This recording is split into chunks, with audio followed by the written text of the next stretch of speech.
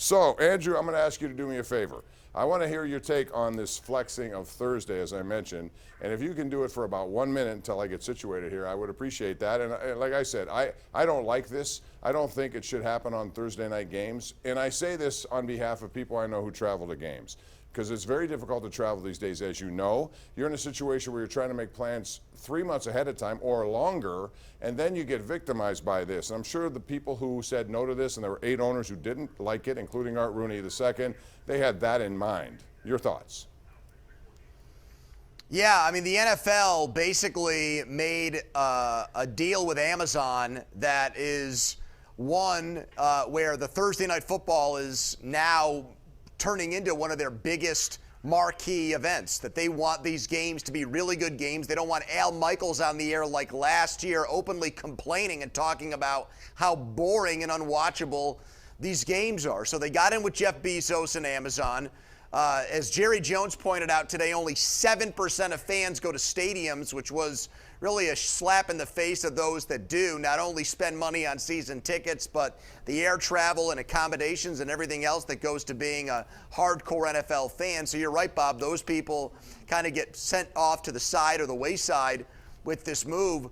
It puts teams in a situation now where, you know, they're going to play on a short week late in the year, and they're going to find out about it 4 weeks in advance, but still, from a game planning standpoint, it kind of throws everything out of whack. So I'm happy that Art Rooney voted against it. What Art Rooney did in this vote was he said, with the competitive balance of the league, the integrity of these games, but also putting the fan who spends money on the games first is what's more important than trying to get every last dollar from these streaming services. So I commend the Steelers for saying no, this is not good for the league going to this flex Thursday night schedule. Let's go back to the lines at 412-575-2600. We have Will in McKees Rocks. Hey, Will.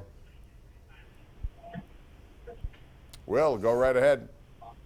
Hey, Bob, how are you? Good. What's up, man? Hey, nothing much. I was wondering if I could talk Pirates with you for a minute. And I was wondering if you knew when or if Quinn Priester was going to be up here this year.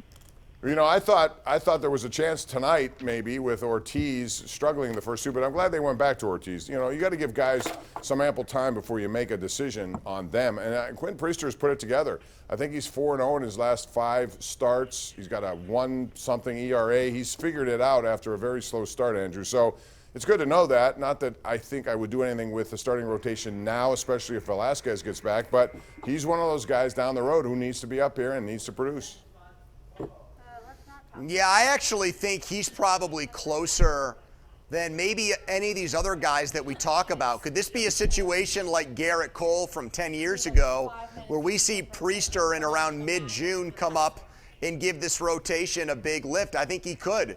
You know, a guy like Oviedo, who was so good in April, he's tailed way off. Is he a guy? He was in the bullpen in spring training before JT Brubaker got hurt.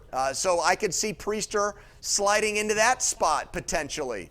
Velasquez, if he's to take a step back, he's a guy that was in the bullpen for Chicago last year. So there's opportunities, I believe, to get Priester in there. And Bob, that's exactly what I'm talking about with the Pirates still being alive.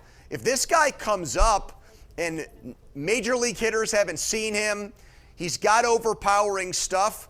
I mean, he could really be a frontline top-end starter for the Pirates in the second half of the season. I don't think that's out of the question. No, I don't either, especially the way he's been pitching of late, so he seems to have figured it out, and that's good. All right, tomorrow is the beginning of OTAs. There are going to be some very interesting stories. What is the one that gets you going the most, aside from, obviously, Kenny Pickett and how he progresses through this, not only now and minicamp, but training camp into the season, and the expectation that his performance will increase and they'll be able to do more things because of it with a better offensive line. But I still look at the left tackle spot as one of my favorite positions to watch right now, and I'm going to be anxious to see how Mike Tomlin handles it. Well, yeah, because Broderick Jones is their big move, and Broderick Jones is going to get a big assignment where he's the blindside protector, and he's got a chance to be that person for Kenny Pickett for a very long time. So, yeah, I mean, they, I think, deliberately didn't address that spot in free agency. That's why they needed to move up in that first round to get Jones. I want to see what this guy's all about. Could it be a Marquise Pouncey situation, Bob, where he is so above and beyond, so spectacular from day one that you plug him in there and he never leaves the lineup? He gives you above average play from his first start, from his rookie year. I think that's possible. We're going to take a break, Andrew. When we come back, we'll talk more about this. We'll also talk about some hockey stuff, including Kyle Dubas, who's been given permission to talk to the Penguins. Does that mean he's automatically the front runner? We'll talk about that and more as we continue right here live. It's the Ireland Contracting Nightly Sports Call, 7 nights a week here on Pittsburgh CW. And we also simulcast on 937 The Fan.